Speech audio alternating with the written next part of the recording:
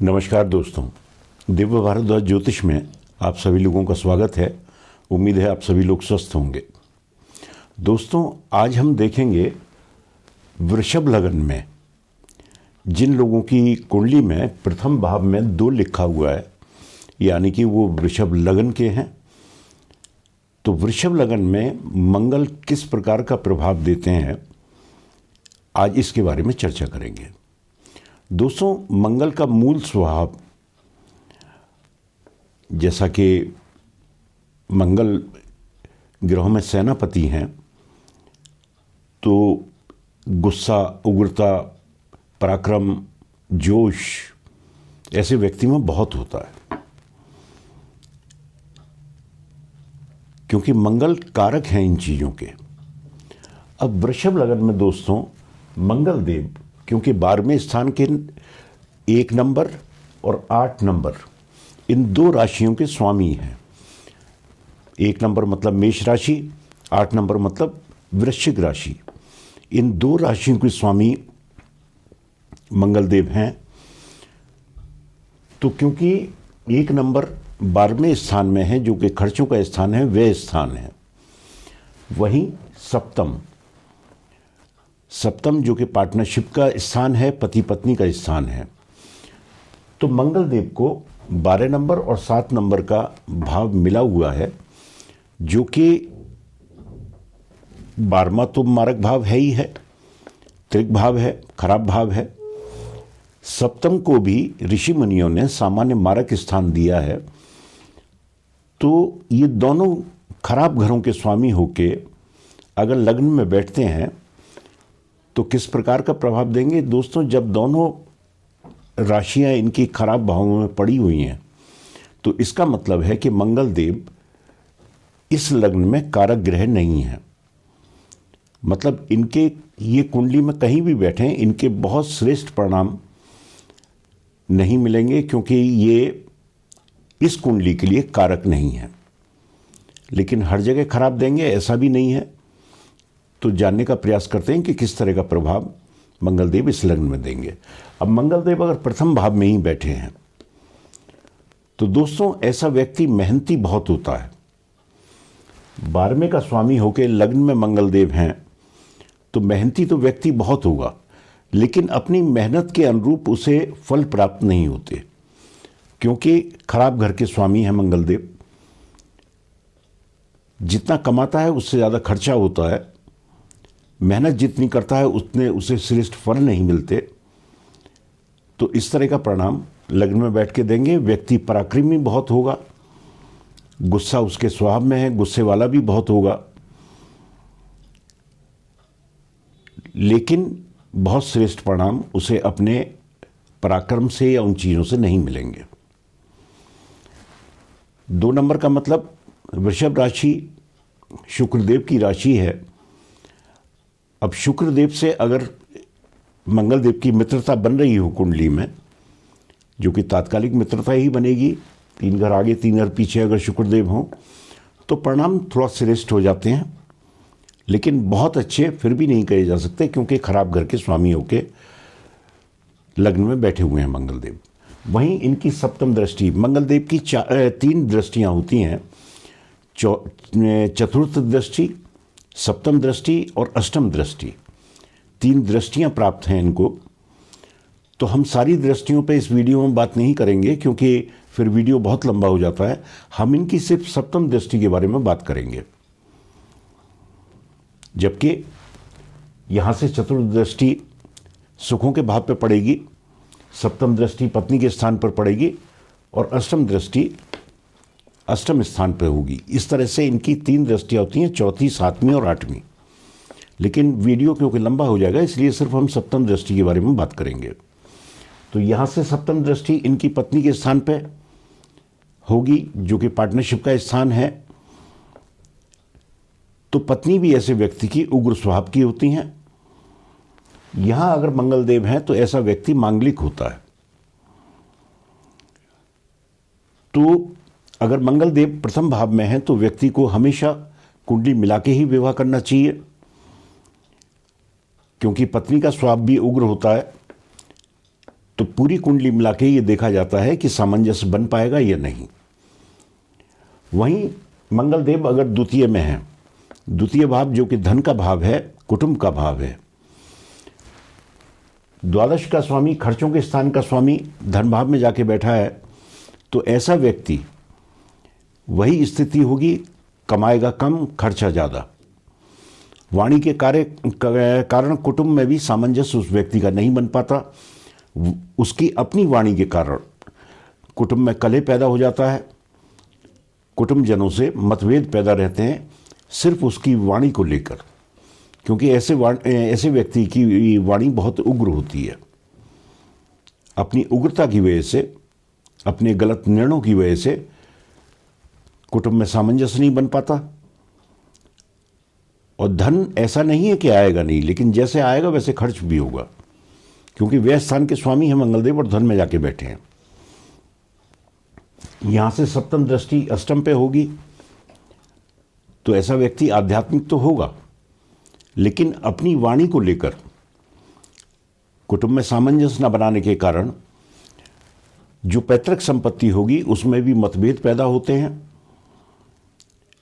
उसके लिए भी उसे जद्दोजहद करनी पड़ती है, तब जाके कहीं उसे पैतृक संपत्ति प्राप्त होती है। ये तय है कि व्यक्ति की आयु अच्छी होगी, मंगलदेव यहाँ बैठकर आयु लंबी कर देंगे, और व्यक्ति आध्यात्मिक होगा। वहीं मंगलदेव अगर तृतीय में है, तीसरा भाव जो कि छोटे भाई बहनों का भाव है और पराक्रम का भाव है। दोस्तों 4 नंबर कर्क राशि, इसमें मंगलदेव नीच के हो जाते हैं।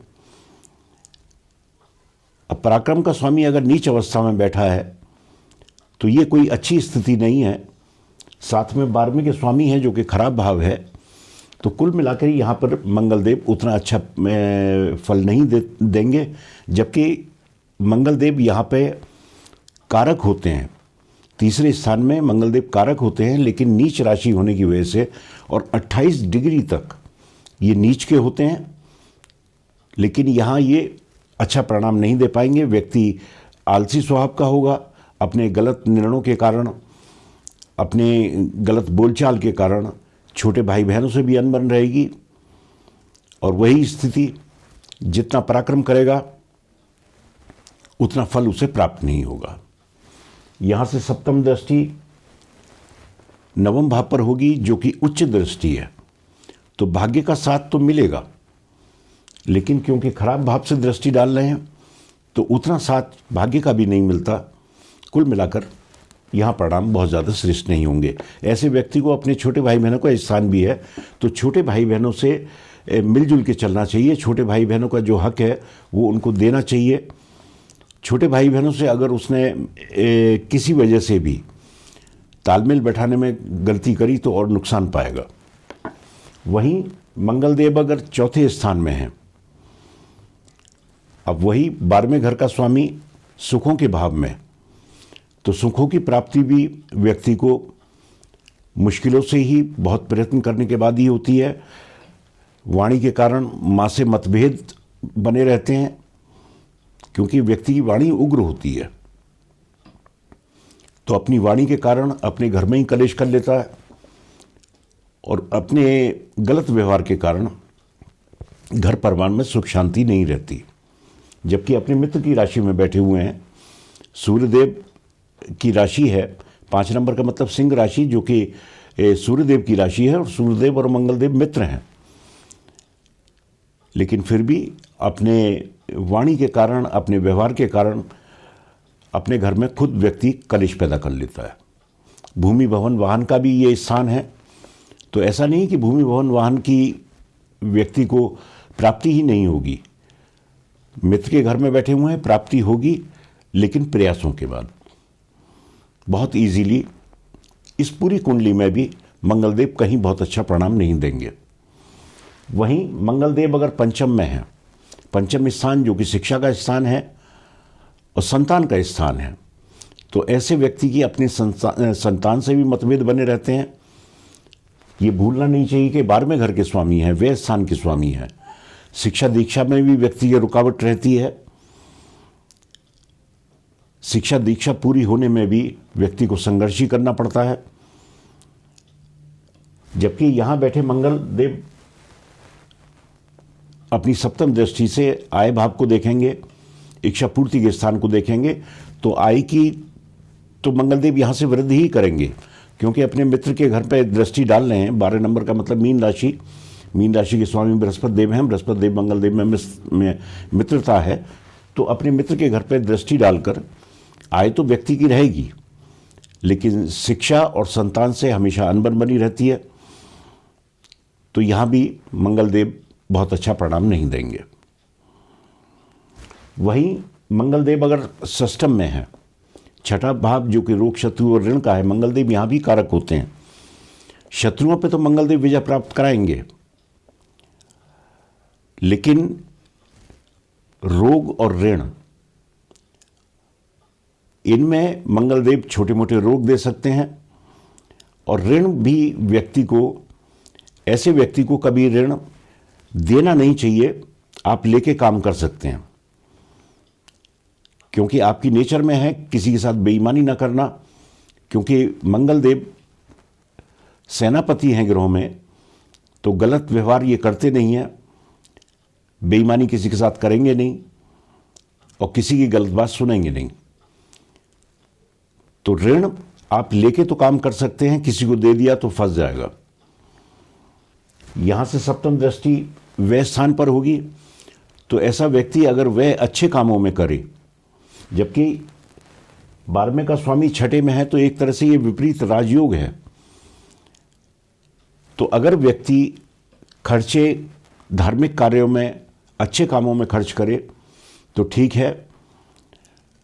अगर किसी वजह से विपरीत राजयोग की स्थिति नहीं बनती, तो फिर व्यक्ति के खर्चे भी अनावश्यक चीज़ों में, कोर्ट कचहरी, वकीलों में ही पैसा जाता है,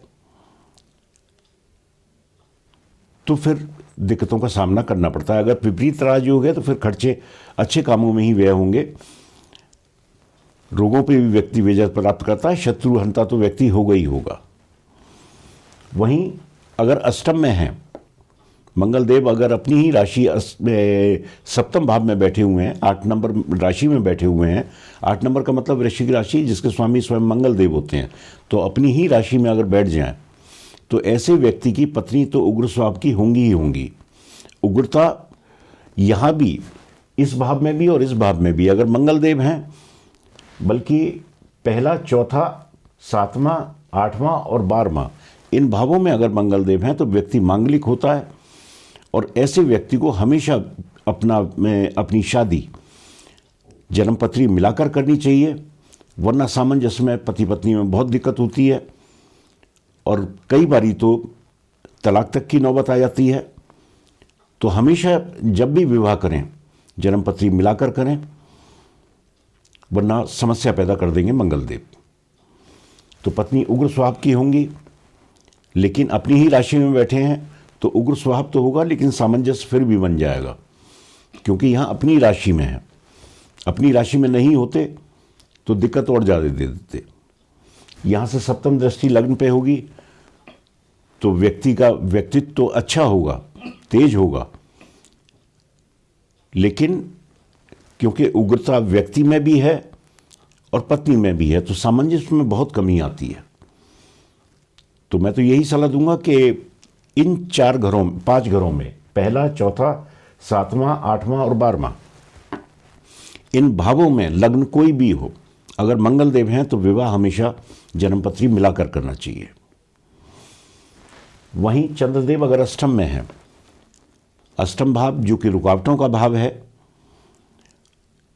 मृत्यु समान कष्टों का भाव है, तो अगर मंगलदेव यहां पर हैं, 12वें के स्वामी होकर अष्टम में हैं, ये भी स्थिति विपरीत राजयोग की है। तो ऐसे में व्यक्ति अपने पैतृक संपत्ति प्राप्त करता है, साथ में व्यक्ति आध्यात्मिक होगा, व्यक्ति की आयु भी अच्छी कर देंगे मंगलदेव।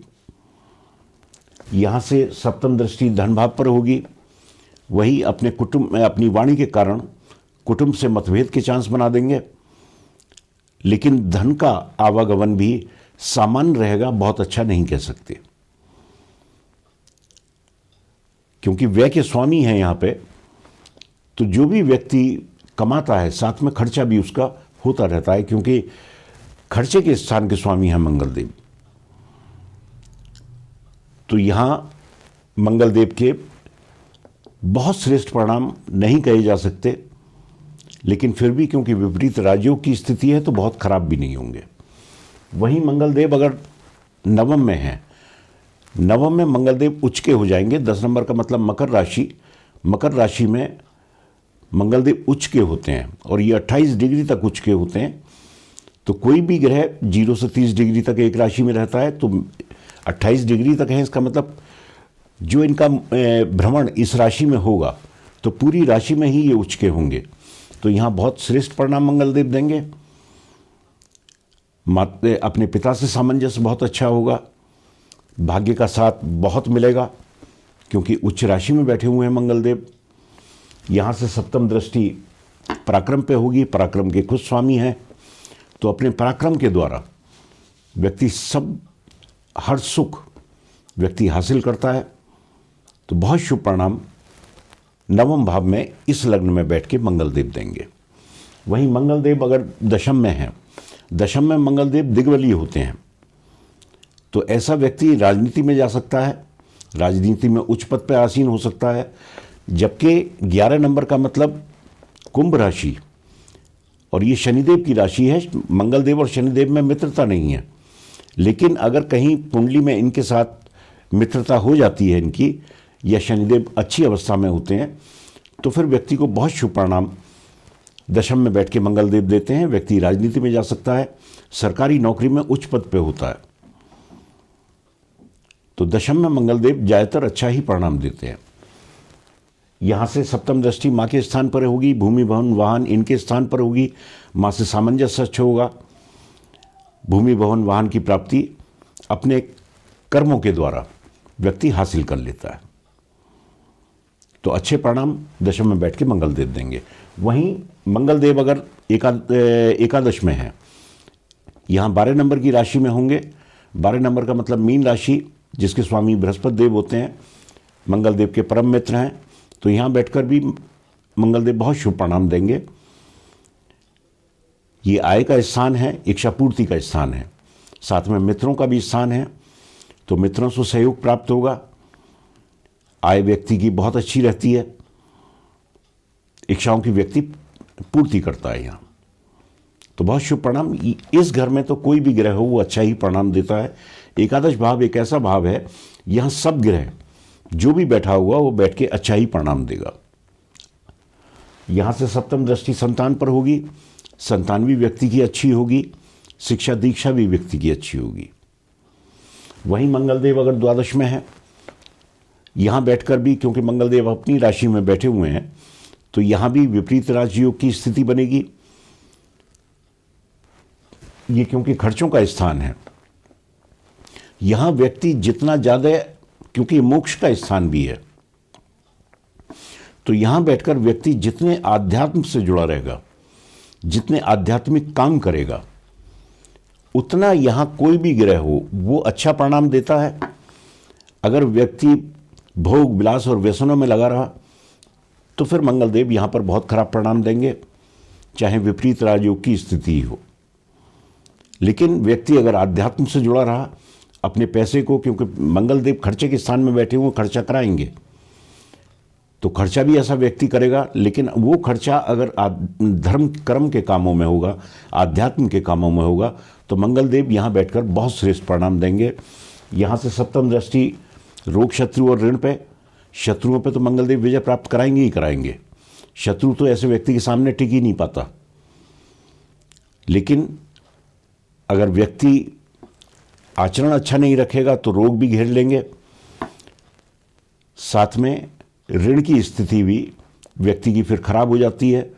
तभी यही सलाह दी जाती है कि मंगलदेव अगर यहाँ पर हैं तो व्यक्ति ऋण किसी को दे ना, अगर देगा तो वो वापस नहीं आने वाला। तो दोस्तों, मंगलदेव कहीं भी अगर उनकी दशा महादशा चल रही है और अच्छे परिणाम नहीं दे रहे, तो आप हनुमान जी की जितनी पूजा करेंगे, सुंदरकांड का पाठ, हनुमान चालीसा, हनुमान जी का जितना आप हनुमान जी की आराधना करेंगे उतने ही ज़्यादा श्रेष्ठ मंगलदेव प्रणाम देंगे। साथ में इनका मंत्र है ओम क्राम क्रीम क्रोम सभौमाय नमः। इस मंत्र का जाप इनकी दशा महादशा में मंगल से शुरू करके आप रोज 108 बार यानी कि एक माला रोज करें, साथ में हनुमान जी का पूजन करें, तो मंगलदेव के श्रेष्ठ प्रणाम प्राप्त होंगे। तो दोस्तों, आज के लिए इतना ही। नमस्कार।